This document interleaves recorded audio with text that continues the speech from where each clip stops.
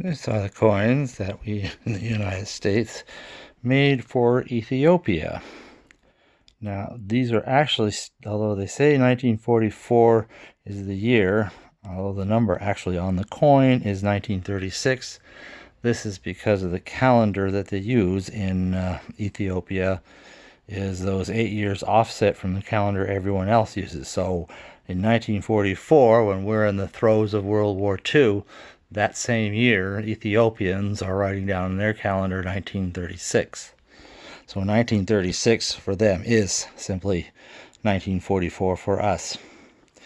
Now we have several of these coins. The 1 centime. This is a pretty nice specimen here. And the 5 centime.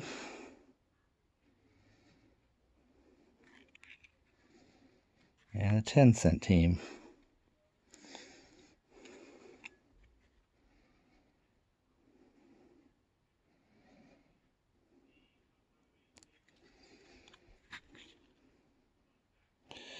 Now, these coins were struck not only at the U.S., but at the Birmingham and London mints afterwards. And as it stands now, I know of no die variations that would allow us to identify whether a particular coin was struck at one place or the other.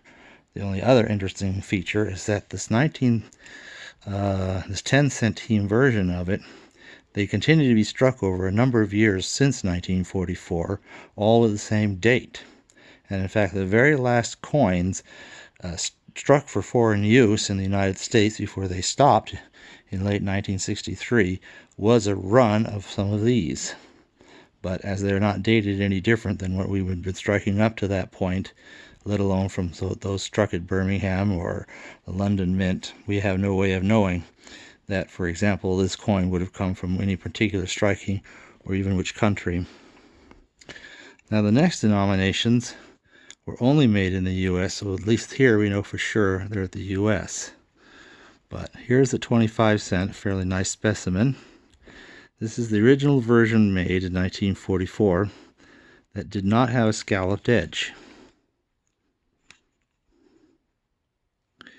However, when they made some more of these in 1952 and 53, they introduced this scalloped edge look. But as you can see, they are otherwise the same. And finally, there's this 50 cent. Again, fairly nice looking. Now the 50 cent was struck in 2 different alloys. Unfortunately, you'd have to do some kind of a very detailed metallic analysis to know which alloy one or another of these was. So shy of that analysis, I just have the one that's standing in for both. And that finishes out Ethiopia. Next country, Fiji. And on Fiji, we made coins for them during World War II. We started the same year that we started to make coins for Australia. And of course, they too form a part of the British Empire. So once again, you have George VI, not his image in this case, Emperor, interestingly enough, on this halfpenny. And if you look carefully there under the word Fiji, you can make out that it's an S for San Francisco. In fact, San Francisco made all of these coins.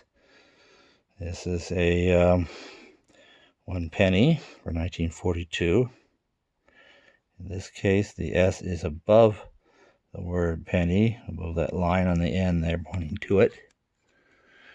And then there's also a 3 pence. No, 6 pence, I'm sorry. There's a 6 pence. Now it has an image of George VI with a crown, more akin to an emperor. Again, Fiji, 1942, 6 pence. And again, under the 42, there's S for San Francisco. And then here's the shilling. Nice, beautiful specimen, George VI, King, Emperor. There you go, shilling, 1942. And right over the word Fiji, the familiar S for San Francisco. And then There's the florin. So now I have over the word florin, there's the S, Fiji, 1942. We continue to make more of these in 1943. Here's the halfpenny. Again, note the S underneath the word Fiji. I can bring it out. Okay, in 1943, 1 penny. There's the S above penny. 1943 S. Nice toning on this one. 6 pence. The S is there under the 43. 1943 shilling. S over the word Fiji under the boat.